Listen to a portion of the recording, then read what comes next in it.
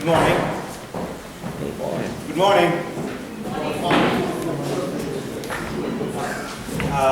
My name is Mahesh Nala. I'm a professor at Michigan State University. It's located in East Lansing. And I'm originally from India, but I went to school in the US, and then I continued to work there. And some of the areas of research include Eastern European region. I do a lot of comparative criminology and criminal justice. And one of the topics of comparative work that I do relates to policing, and more specifically policing in the public and in the private sectors.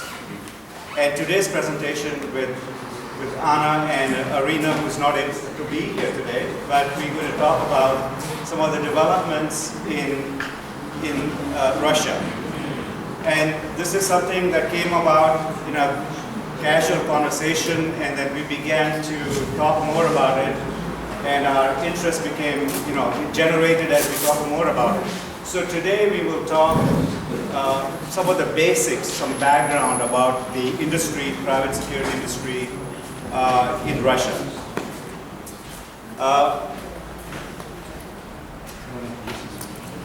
Just a couple words, yes. My name is Bалтийskaya. I work here in the Department of Criminal Law together with Professor Belinsky, and also I'm an alumni of Michigan State University. That's why we had this logo there, because I graduated from the MBA Master in Public Administration program there some 10 years ago.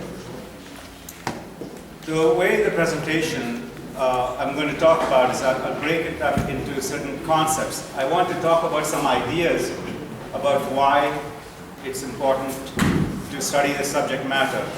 And then Anna will go right into the various legislative specifications, legal issues relating to the workings of private security industry in Russia. First, I want to talk about why it's important to study this topic. One, the number of people who are employed in the private security guard industry is increasing every year, not just in Russia, but in every part of the world, particularly in the US, Western Europe, in Asia. The number of security guards that you see on the road in businesses is very high. But this number is higher than the number of police officers, public police officers employed by the state. So that's the first point. The second point is that the kind of work security guards do sometimes is similar to police officers, meaning that they engage in similar behaviors in regulating us. That when you walk into a business, you walk into an office building, somebody stops you. They have the authority to stop you. So some of the functions are very similar, if not identical. And because of these developments, because both areas are increasing, the overlap between the public sector and the private sector is very critical and important for us to understand. And as I mentioned, it's a very visible part of policing that you see from the private sector, that is private security guards. Very often they wear uniforms, they wear caps, they wear stuff, just like the police officers have, like logos and a lot of brass. So in that sense, they're very similar. And they also do very similar kinds of things. And we know that the ratio between the public and the private police, I'm using the word private police to refer to private security guards. So the relationship between the two is fairly critical. I'll give some examples in the United States. Sometimes you do not know if a particular job is being done by private security or public police officers, because it's very confusing. And because of this gray area, it is very critical for us to understand from a citizen's point of view what exactly is the role that each of them are playing, specific to their designated titles. So I want to talk about some ideas, why this is very critical to think about in the public-private policing arenas. The first concept is that in all democracies, the state gives us security. Their job is to give security to the citizens in exchange for certain rights and privileges that they give up. So when we talk about democracies, the idea is that as long as the state is democratic, its functions of democracy are also extended to every department within the state, including police. So if you say a country is democratic, that means you assume the police is also democratic. So that's the relationship, that's the first concept that I wanted to talk about. Now, there are many corporations I'm not very familiar with the corporate sector in Russia, but every part of the world that I've studied, every corporation, not state, every corporation, when they think that they're not making enough money, certain jobs are given to contracts. They're outsourced. The state is also outsourcing some of its functions that it is supposed to be doing. In the US and in Western Europe, in many Asian countries, just like the corporations, the states are outsourcing some of their functions. Where they cannot provide security, they will hire a private security company to take care of the problems. So it's just like the corporate sector, the states are also operating now. So what does it mean to legitimacy? Legitimacy is a concept simply refers to whether people trust the government to do what they're supposed to be doing. So just as they have legitimacy in the state or the government, they should also have legitimacy in the policing functions that the state engages in, either in the public sector or the private sector. So the first concept is democracy. The second concept is legitimacy. The third concept is the idea of democratic policing.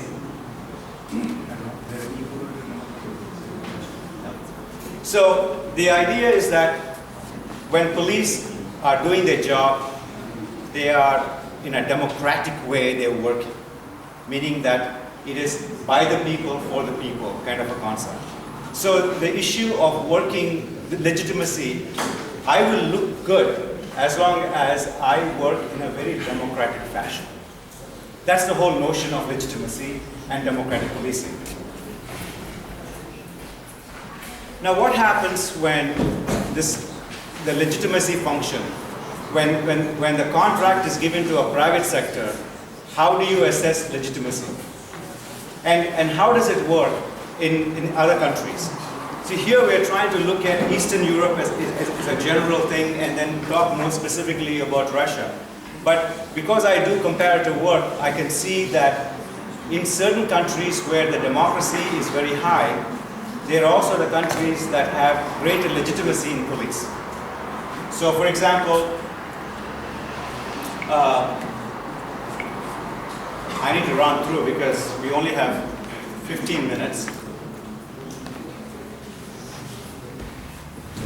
I want to give you an example of countries ranging, say, from Netherlands, United States, Korea, Slovenia, India, and Singapore. What we're trying to show here is that these are all the democracy rankings. Out of 167 countries in the world, democracy ranking is arrived by looking at various factors. For example, how free you are in elections. You know, how much confidence people have in the government. Do they feel about corruption? Is corruption controlled well? So there are lots of measures that the economist captures and then arrives at the rankings. So the smaller the number, it means it's higher the democracy. And greater the number, lower the democracy. So when you look at examples of like this, you will see, again, these are rankings that talk about state legitimacy and how good they are at public services. Public services including health, education, police, and so on and so forth. Okay. So this would be just a simple example. In this column, you see the number of police officers employed by the country. and the number of security guards. You see the difference there. There are some countries that have less security guards than police officers, whereas some countries, very high private security guards relative to police officers. So the question is, why is it that these differences exist? Why some countries have more security guards than police officers? What is it about the democracy ratings or state legitimacy or even public services that you can think of? Can they explain us something? So this was a larger question we had when looking in Eastern Europe. So for example, actually I'm not following my slides, I'm just talking off the top of my head. Okay.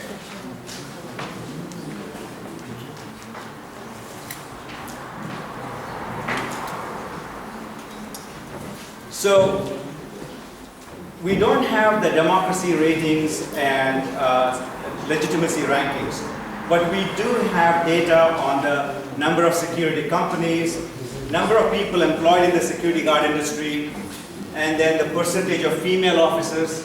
So we captured some data to look at how they look. And here we have the population per security officers or police officers. These are ratios. In other words, the number of security per security guard or per security officer, how many people are they controlling? So that's what this number represents. And this is just a comprehensive European measures because we have the data for it. In this table, we look specifically in Eastern Europe, and then in red you see Russia to see how they compare. Okay. So if you look at the number of police personnel to Russia, the Russian security guard personnel, you see a number which could be confusing or it may be inaccurate. And then when Anna talks about that, she will explain a little more about those differences. But these are entirely private and then public, and you see those ratios here. What they suggest is that some countries in Europe have more police officers than security guards. But some of the Western European countries, like in UK and other countries, Ireland, they have higher number of security guards and lower number of police officers. So there is some differences in Europe. And more specifically, even within Eastern Europe, we find differences. And why do these differences exist? Are they related to democracy? Are they related to legitimacy? Are they related to confidence in public services?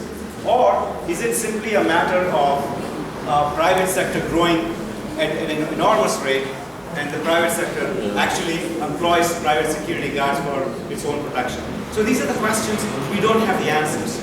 But this is a starting point. We want to use this as a framework to understand if we can arrive at some conclusions about why these discrepancies exist. This is more a figurative way of describing and showing the differences among various countries in Eastern Europe. You see the discrepancy here in Ukraine is fairly high relative to some other countries like Czech Republic, okay, or Estonia. But some countries such as Latvia, you see a big difference. So the idea is that can you collapse these countries that have greater discrepancy and then look for common grounds? So do you want to start top down to bottom, or you want to start from the bottom up and go up to analyze and to conclude why these discrepancies exist? But at least at this point, what we see is that there are interesting differences between the number of people employed in the public and in the private sector. Here we have a ratio. We look directly at the ratio, and then you see the highest to the lowest. So Romania has the highest discrepancy, and Ukraine has the lowest. Again, just a comparison within Eastern Europe. Again, we find some of these differences very interesting.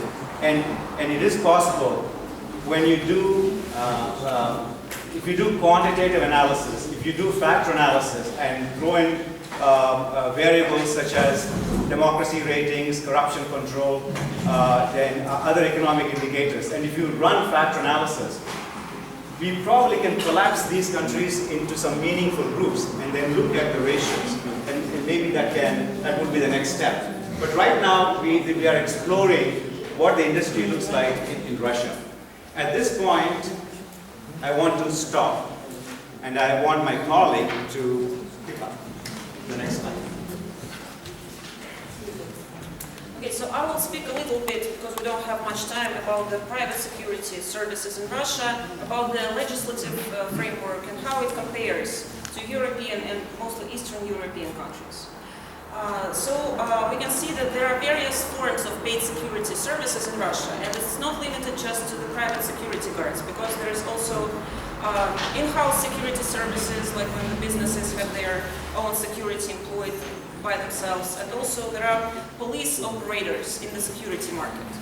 And it's a very peculiar situation for Russia, and Russia is very unique to have those police operators who are not acting as police officers, but who have the powers of police officers.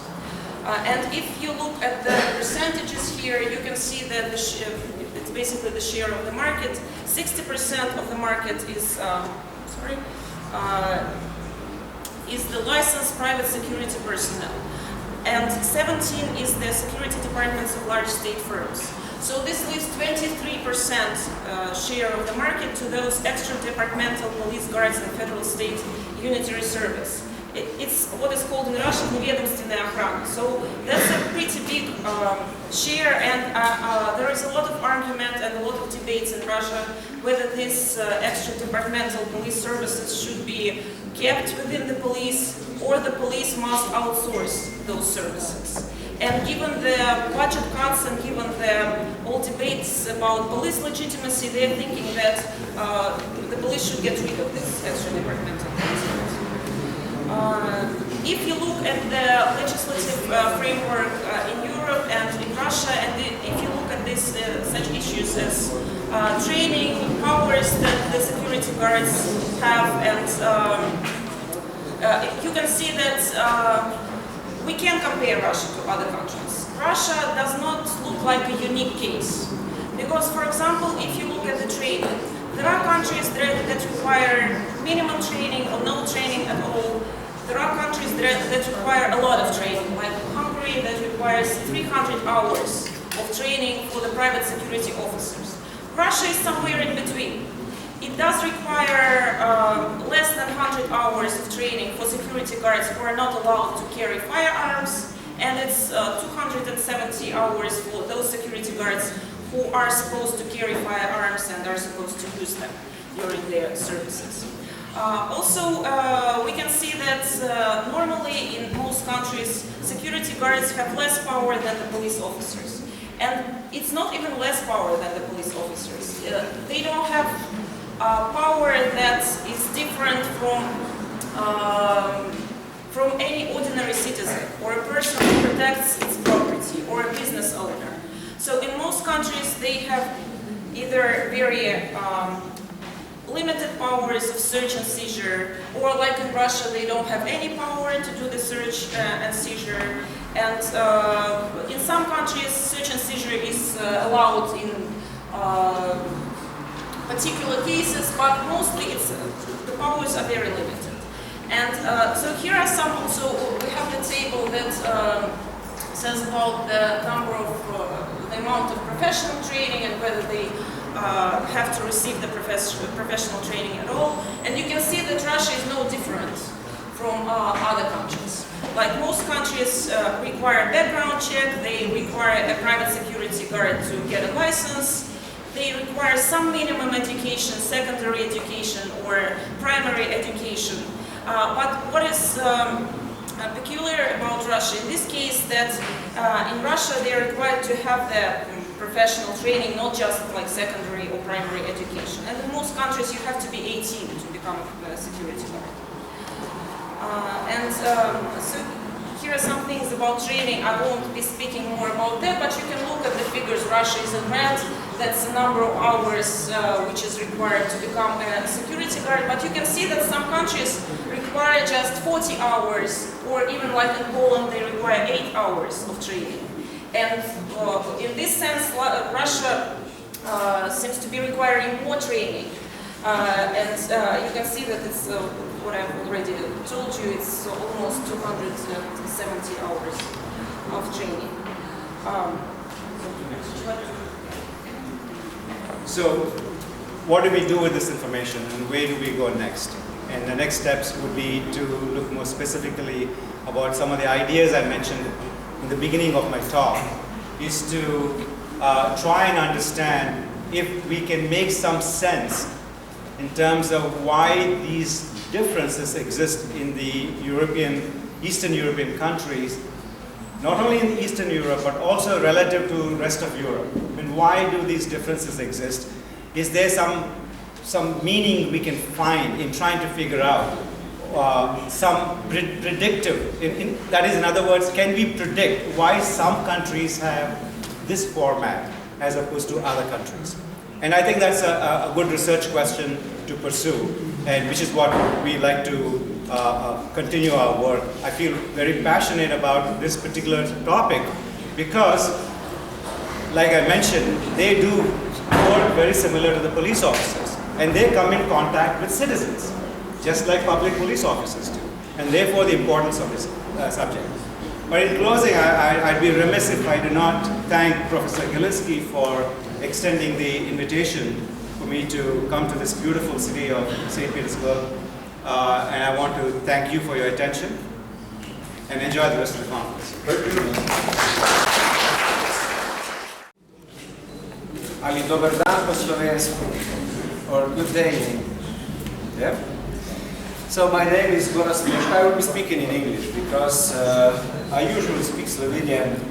I've been learning Russian for 3 years, but my Russian is still not good yet. And as I'm a man of discipline, I will read my paper because I would like to stick to 12 minutes or 15 minutes I have. And I would like to share you some thoughts from my research on trust and legitimacy.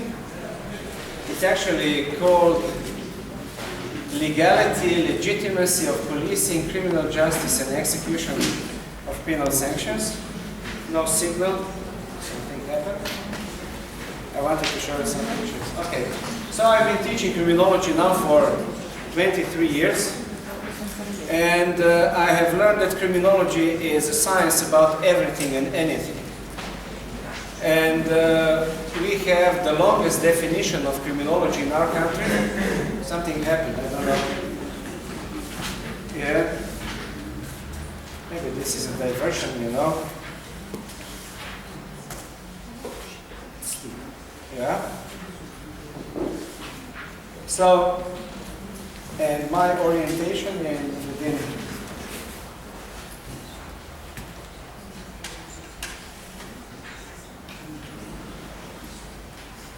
so wherever I go, I actually cause trouble. You know, you touch this computer and then it simply broke down.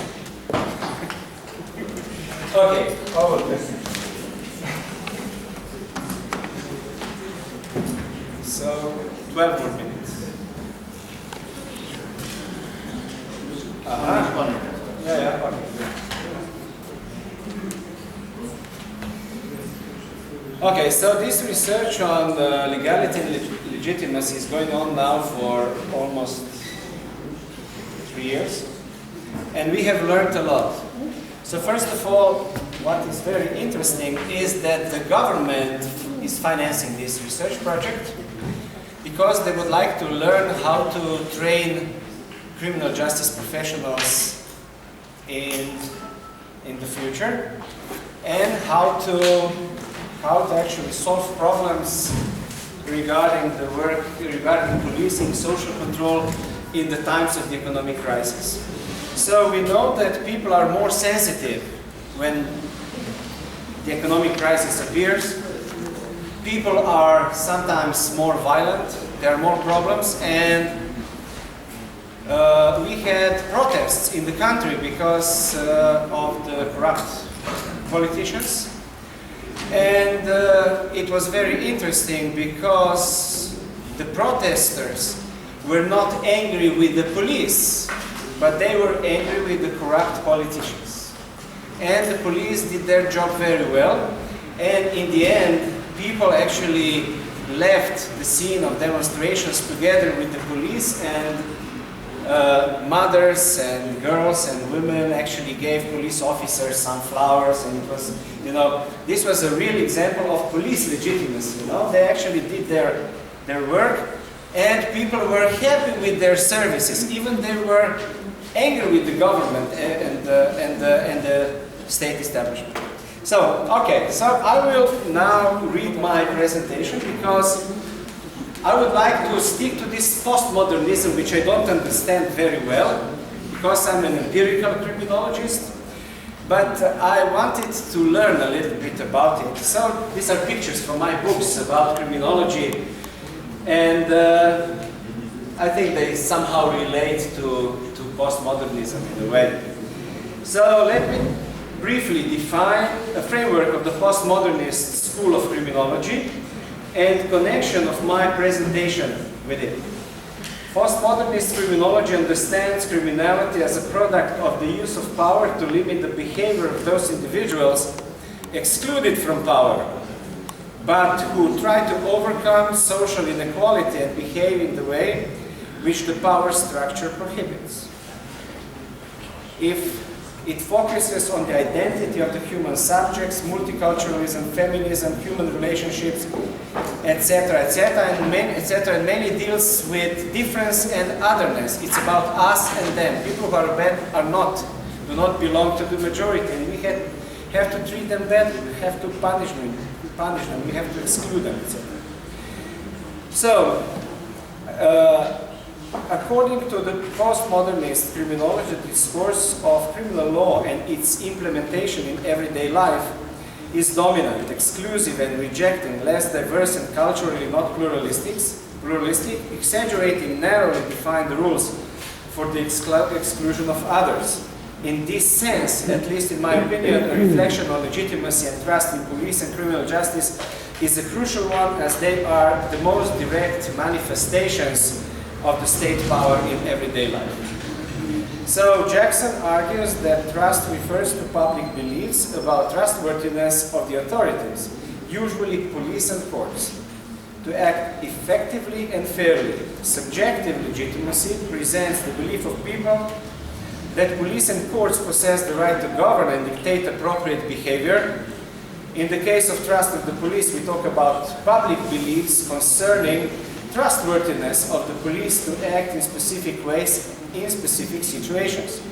To have trust in the police is to believe that the police have the appropriate motives and intentions to be technically competent to carry out their fiduciary obligations. So we need police officers who are professional. Discussions on legitimacy and compliance with the law, procedural justice theories emphasize different, rather specific relationships between the following subjects: the treatment people receive at the hand of the police and justice officials, the resultant trust that people have in institutions of justice, the legitimacy people confer as a consequence of this trust on institutions of justice, the authority that these institutions can then command over, can command when they are regarded as legitimate, and people's consequent preparedness to obey the police, comply with the law, and cooperate with justice. We know that in many cases, people who have experience with the police as victims, witnesses, or people who report crimes, after the first experience, they are never willing to do it again. And we know that there are many cases that people suffer more as victims when they actually experience the secondary victimization. So they try to forget the primary one, but when the secondary comes, they say, oh, I want to use their words, but you know, it can be another suffering experience. So legitimacy is more than merely an excuse of power. Legitimacy is also justification of power, known also as moral alignment between individuals and the criminal justice system. For this reason, when considering legitimacy, researchers have to pay attention to a normative, ideological, and moral element of legitimacy. Besides the fact that legitimacy is based on an expression of commonly shared values should be ignored. As individual confers legitimacy on the justice system when he or she feels an obligation to obey the authority, that the authority expresses shared morals or about the same morals, that the justice system follows their own internal rules. Legitimacy can be also described as a public perception of police conformity to the set of rules, of public perceptions of the justifiability of those rules and the express consent of the public. Legitimacy can be divided into high-level legitimacy, which originates from so-called deep connection between individuals and the legal or social control systems around them, and low-level legitimacy, which operates almost immediately after an everyday level, such as police official procedures. Based upon the above classification of legitimacy, Jackson and Bradford describe police legitimacy as a dynamic process originating from deeply entrenched structures of power, but being experienced and tested through everyday life experiences. As Mahesh before talked about outsourcing, we also have outsourcing here, but it's about social contract, you know.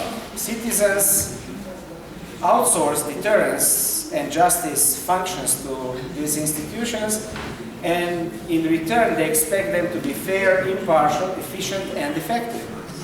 It can be summarized that trust in justice is the belief that the police and criminal courts can be relied upon to act competently, to hold their authority in ways that are procedurally fair and provide equal justice and protection across society.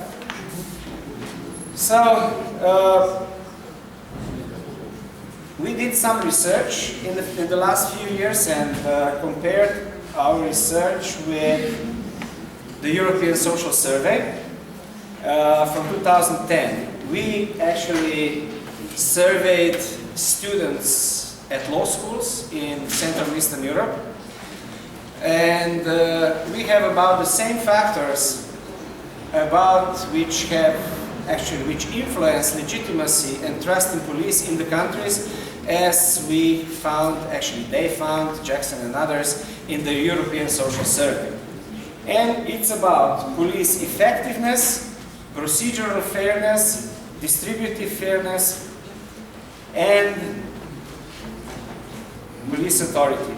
So, and we also compared the countries in the region. But you know, whenever you compare the countries, then it's like competition. It's like the Eurosong, you know, Eurovision competition.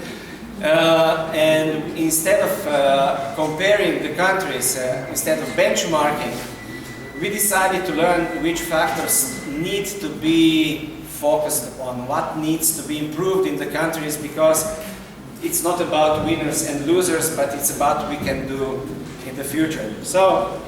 And it's mainly about effectiveness, procedural justice, and distributive justice. Police are powerfully linked to the law, therefore their unfairness undermines people's sense that the law defines appropriate behavior.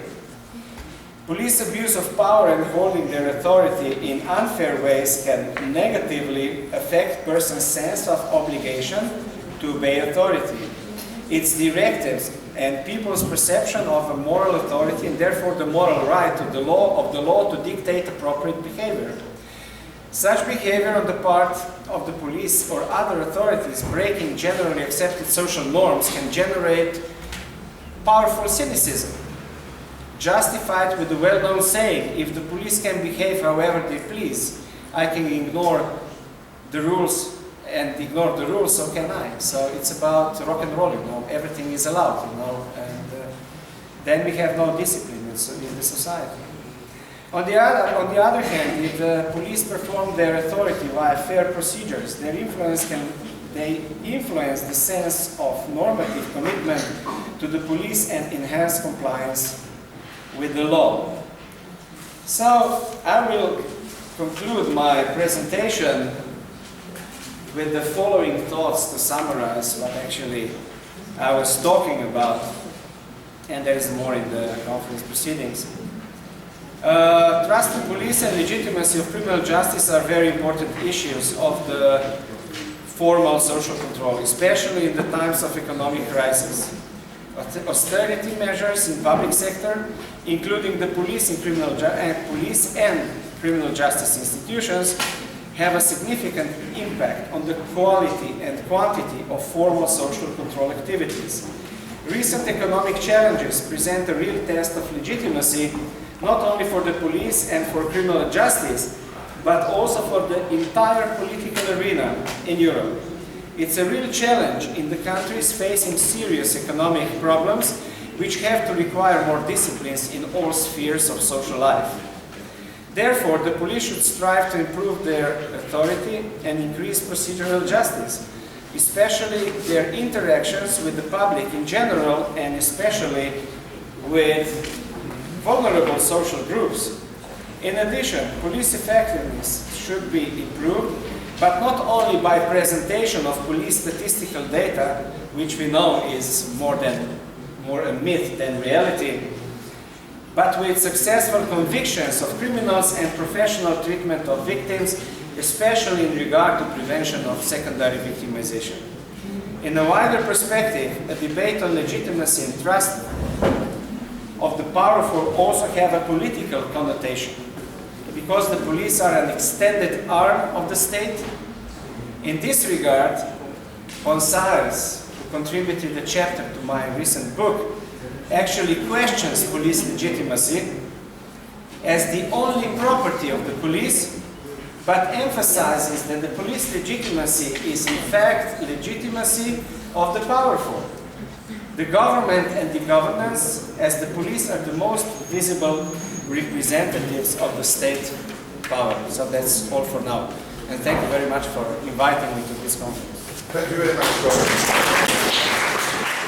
V svojom dokladě já хочу познакомить vás s dvěma krimиnologickými исследованиями, kterými provedli v našem institutě 5 i 2 года тому назад. Já nakonec решила прочитать můj доклад по-английски, извиняюсь, но надеюсь, что будет все понятно. In this paper, I will focus on the data obtained from the latest survey of crime victims conducted in the Czech Republic in the year 2013, which was carried out on a representative sample of inhabitants of our country. In some cases in this paper, I will compare,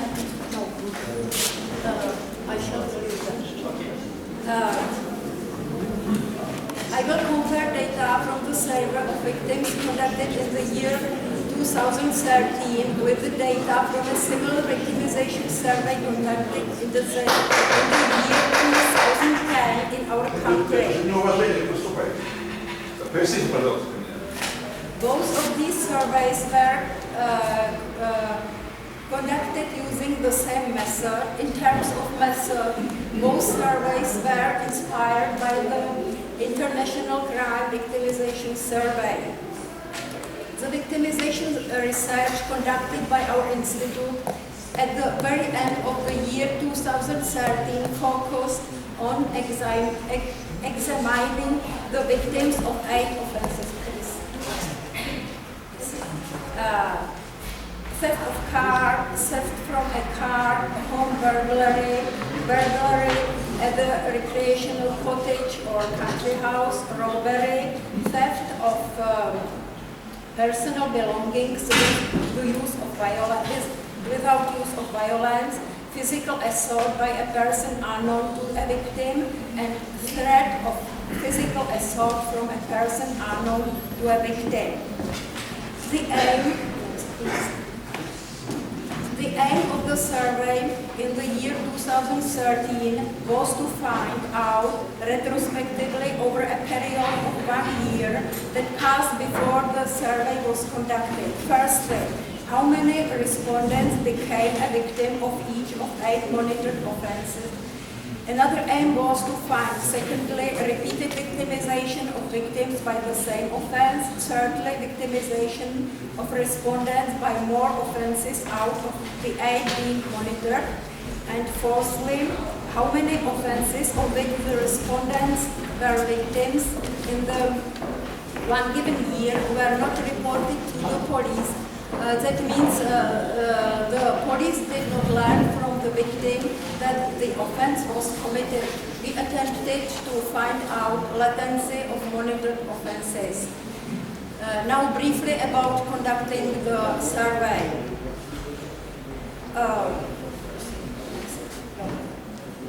The fieldwork was conducted by a professional agency at the end of the year 2013 across the whole Czech Republic on a representative sample of 3,000 people over the age of 15. As stated above, the survey retrospectively examined the victimization of respondents by 8 offenses in the course of 1 year preceding the survey. The sample of respondents was representative with several demographic characteristics. You see them on the picture.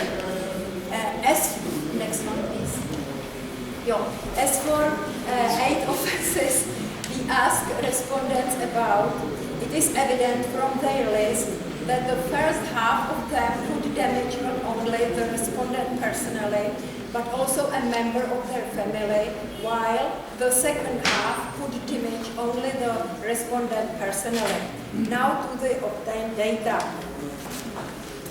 Graph number 1 indicates that more than 1/3 of respondents and thus inhabitants of the Czech Republic, it was about 36%, became victims of at least one of the 8 monitored offenses in the course of the observed 1 year period. It may be assumed that if we studied more than one above-mentioned 8 offenses within the survey, the victimization of inhabitants by the monitored offenses would surely be higher. Please, next one. It is evident from the data in graph number 2 that damage of inhabitants of the Czech Republic by at least one of the 8 reviewed offenses was significantly higher in the year 2030 than it was in the year 2010. Expressed in percent, the difference is about 5%. Next one, please.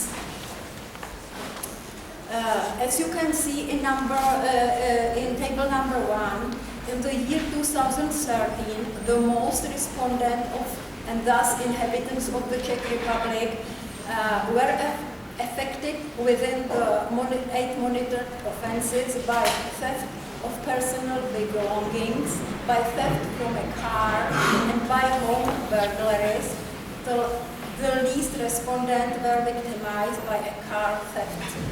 In comparing data from the survey in the year 2010 and in the year 2013, about victimization of inhabitants of the Czech Republic by 8 individual monitored offenses, statistically relevant differences were not found only for home burglary.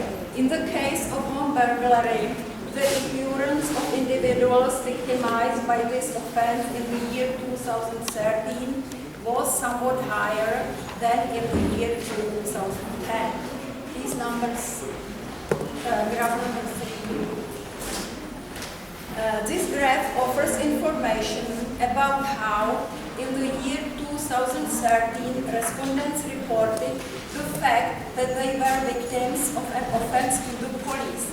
Graph number 3 also shows data about the latency of the offense, meaning it indicates to what degree the offense was not reported to the police by the victims. Data in graph number 3 indicate that about 1/4 of respondents who suffered home burglary and about 1/4 of people who whose recreational cottage or country house was burgled did not report this fact to the police. Theft of car was not reported to the police by a minimum number of victims, but more than 1/5 of victims did not report it to the police that their car had been burgled. In our sample, about 80 of individuals affected by the offense of threat of physical assault by a person unknown to a victim, and about 80 of individuals affected by physical assault by a person unknown to a victim did not report it to the police.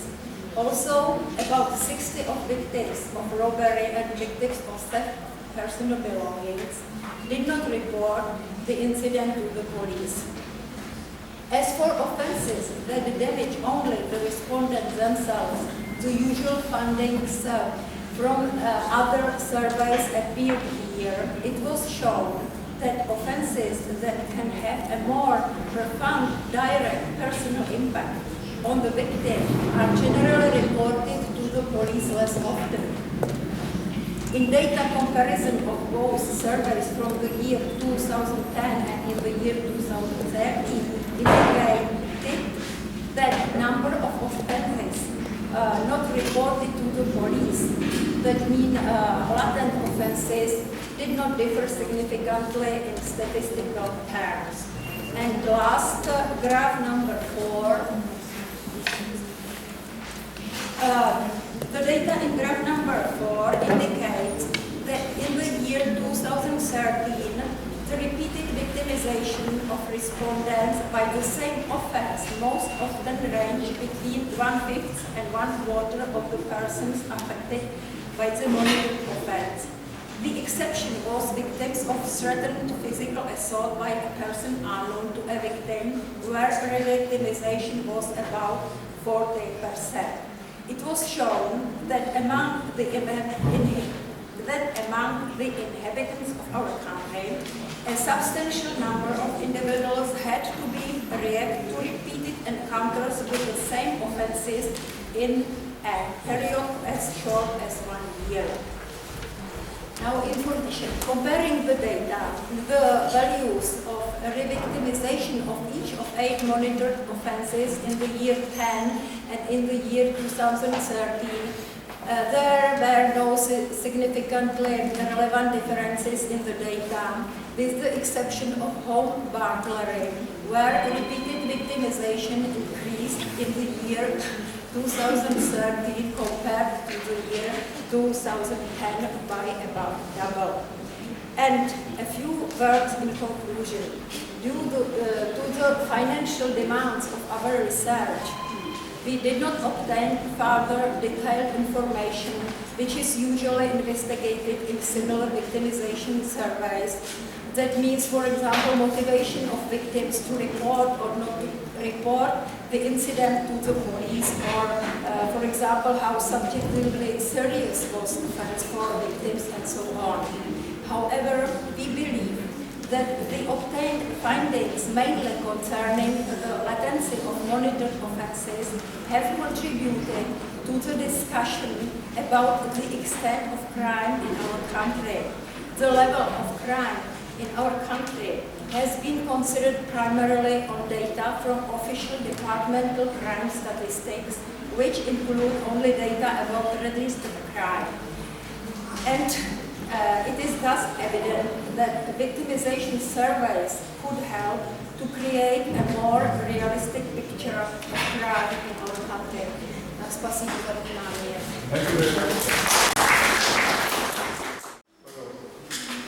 Здравствуйте, уважаемые коллеги. Я приняла с удовольствием приглашение в эту конференцию. И я хотела бы вам прочитать доклад, которым я сокращу процесс. И буду продолжать на английском языке.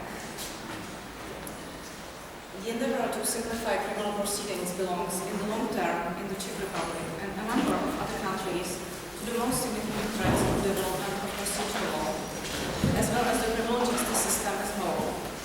The institute of short preliminary proceeding and the following simplified procedure held before a single judge, hereafter will be named summary proceedings, was established by the so-called major amendment to the Code of Criminal Procedure in the year 2001, effective from 1st January 2002. The findings of research carried by our Institute of Criminology and Social Prevention, examining the application of the summary proceedings from 2002 and 2006, conclude that the summary proceeding as a new type of criminal procedure regarding less serious and factually and legally simple offences has, within the first years after its implementation, generally proven successful. The original legislation of the summary proceeding in order to correct shortcomings and increase the applicability of this institute, amended several times. The changes considerably influenced the application practice of summary proceeding and contributed to the gradually increasing ratio of the applied summary proceeding.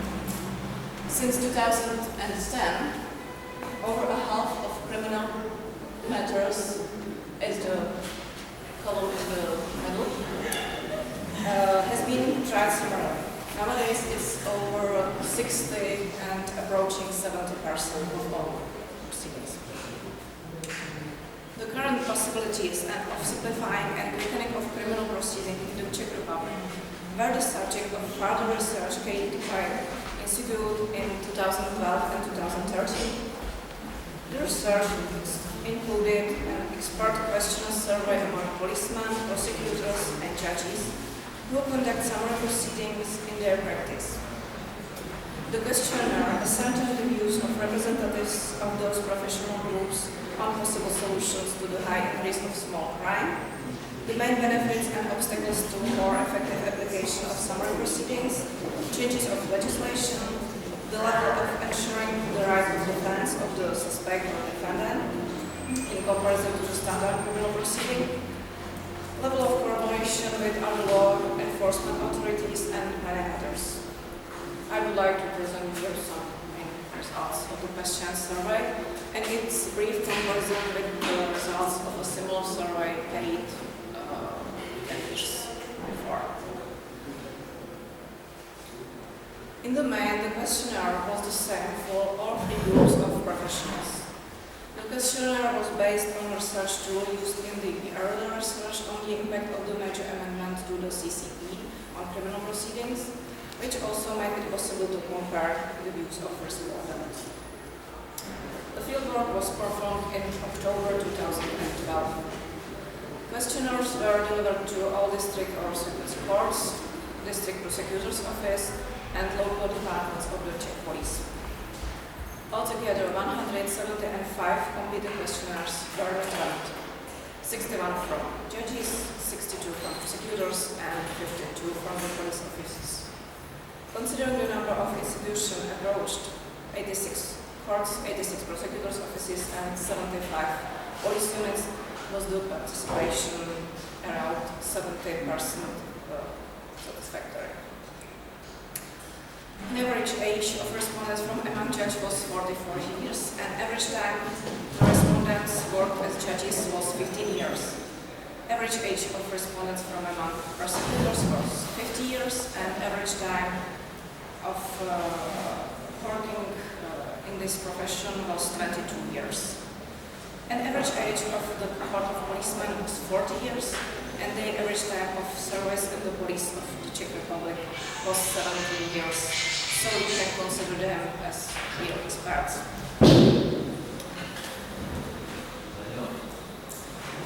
To achieve a truly effective use of the summary proceedings, it is essential to define a range of criminal matters that it should be applied to. Therefore, the respondents were asked whether they considered the scope of the cases where the Czech Code of Criminal Procedure provides as present for the summary proceeding as suitable. The amendment adjusted the range of offences that qualify for the summary proceeding, but also, I'm not sure if you can read it, also fulfilling other criteria. According to the original legislation, this involved offences to be tried at the district court, and the first instance proceedings and punishable by criminal penalties of imprisonment of maximum 3 years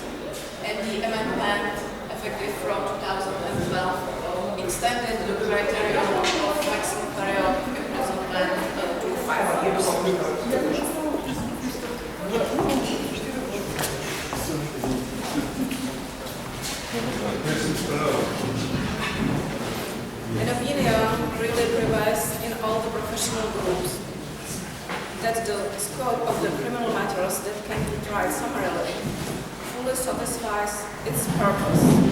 This view was expressed by 92% of policemen and 95% of prosecutors. Somewhat reserved were the judges, still their large majority, 87%, approved the current legislation. Those who consider the scope of the criminal cases too broad, it was 13 participants, argued mainly by saying that the cases punishable by criminal penalties up to 5 years cannot be seen as trivial. Interesting in this respect is the comparison between the current respondents' answers and those given to the same question by the respondents in the questionnaire survey in the late 2005. That is still under formal legislation. Also, then, a great majority of respondents agreed that the established range of the offences qualified for the summary proceeding was entirely appropriate. 89% of policemen, 86% of prosecutors, and 94% of judges. When comparing the results from both surveys approximately 7 years apart, it can be concluded with some caution that enforcement authorities were satisfied with the original range of matters. But the change consisting of increasing of maximum penalty did not represent any major problem for them, and they accepted the new amendment too. The results also suggest that the original legislation was more convenient for judges, from whom holding simplified procedures of more serious offences before a single judge is probably more difficult. Whereas the current legislation is more appreciated by the police and the prosecutors. It enables them to carry out simplified procedures covering a wider range of offences.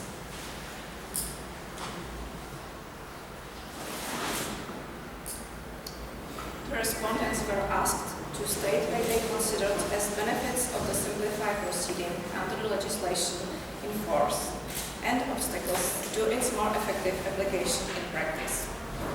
They had several alternatives to choose, from which they rated on a scale from 1 to 6, where 1 represented none or only minimal benefit or none or only minimal obstacle, and 6 indicated a maximum benefit or maximum obstacle. The same assessment could be given to multiple options, so order was irrelevant. Except for not very highly rated contribution of the simplified proceedings to the increase of satisfaction to the injured party, respondents found all the other aspects rather positive. Considerably speedier handling of criminal matters and significantly faster punishment of the offender were evaluated as rated benefits. The judges were the most restrained in assessing possible benefits of the summary proceedings, while policemen were the most appreciative. Regarding the differences between the professional groups in terms of different weight attributed to possible individual benefits, it can be concluded, with some caution, that the policemen are more appreciative of the effect of the summary proceeding on the general quickening or as a whole. The prosecutors see the main benefit in quicker handling of a large part of the increased number of cases and in reducing the administrative burden for the law enforcement authorities. And the judges emphasize the reduction of burden placed on witnesses and persons involved in the proceedings. And what about the obstacles? Generally, it can be stated that the respondents don't evaluate any of the presented options as a fundamental obstacle to the application of summary proceeding in practice. They consider as the most serious problem continuing formalism of the court procedure applicable to small crime, while all the other options were assessed within the lower half of the scale. The presented options are most strongly perceived as obstacles to the summary proceedings by judges, whereas prosecutors see them as the smallest complications as compared to the other professions. Although the introduction of the summary proceeding was justified mainly by the endeavor to quicken and simplify the small crime proceedings, its preventive role should be also mentioned. The respondents were therefore asked to express their opinion on the degree of individual deterrence effect of the summary proceedings in comparison to the standard criminal proceedings. Specifically, to what extent it discourages an offender from further criminal activities and encourages them to live an orderly life. According to the respondents from all three surveyed groups, both types of the proceedings are rather similar in this respect. The most convinced of this are the judges, 3/4 of whom see no difference, and 2 series of prosecutors. By contrast, less than half, 42% of the policemen share this view. Still, it is the most frequently favored alternative also by them. The representatives of police are more convinced that the other two professions within the cohort participating in this research that the summary proceedings has a greater deterrent effects than the standard proceedings.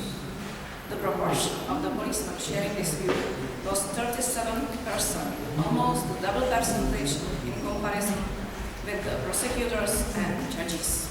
It was 80%. Also regarding the last option, namely that the summary proceeding has a smaller preventive effect than the standard one, the representatives of the police differed from the other professional groups. By this time, a more skeptical view on the degree of individual indeterrent effects of the summary proceeding. 1/5 of them believe that the standard criminal proceedings can have a more profound deterrence effect on the offender, whereas same view on this matter is shared only by 8% of prosecutors and 7% of judges. The last slide, I am coming to conclusion. A high increase of trivial crime represents serious problem for functioning of the criminal justice system not only in Czech Republic. Mainly because it leads to its overloading and necessary use of the resources to deal with this agenda that may be lacking in more effective detecting and punishing of more serious types and forms of crime. The solutions to the presented problem are generally seen in 2 basic approaches, namely in implementing as many forms of simplified criminal procedures as possible in dealing with less serious offenses, including a range of diversions, or in decriminalizing small crime it recurs outside the criminal proceedings. Respondents representing all 3 groups of professions were asked which of 2 approaches they would prefer, while they were to specify only they preferred alternative even if they rather chose their combination.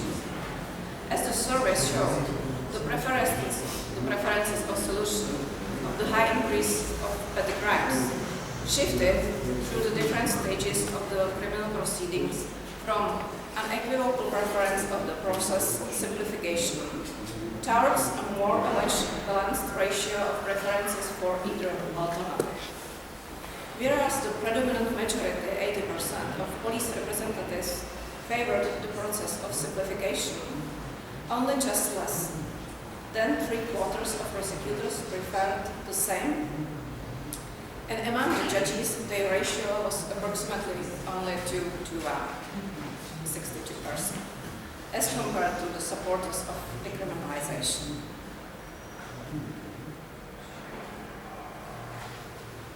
The results of the questionnaire survey show that the attitudes of the individual professional groups in the criminal justice system towards the summary proceedings vary. The benefits of the summary proceedings were appreciated mainly by the police, while the judges were more skeptical.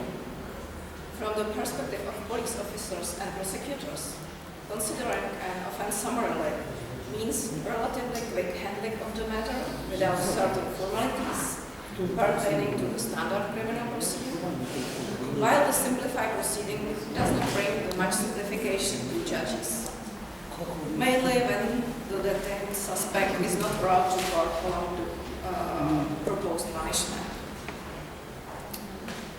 contrary, quick pretrial procedure with limited amount of submitted evidence may sometimes make it necessary for judges to secure the materials needed for the decision on guilt and punishment only within court hearing.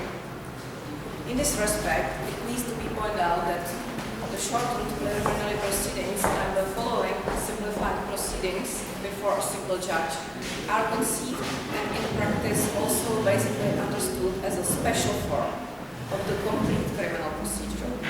If within such proceeding both stages are not simplified in a well-balanced manner as compared to standard proceedings, achievement of an optimum effect cannot be expected, since the motivation to fully use the offered institute will vary with the different actors. The results of the expert survey show that workers in the law enforcement bodies are aware of weak spots of current legislation and practice of summary proceeding. This is mainly testified by a great number of respondents' free and often extensive answers relating to the institute of summary proceedings in general or to its individual aspects. It needs to be mentioned that this kind of involved response was obtained from respondents from all three professional groups, who were generally able to depart from their strictly specialized point of view and tried to critically evaluate also those aspects that might rather simplify their work. Despite their generally positive attitude towards the summary proceeding, in comparison to previous research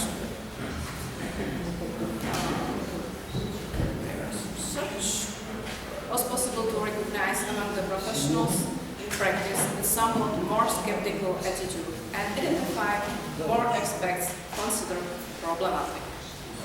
This cannot be taken lightly because the trust of the law enforcement authorities in an institute intended to be applied in practice is essential to its effective use.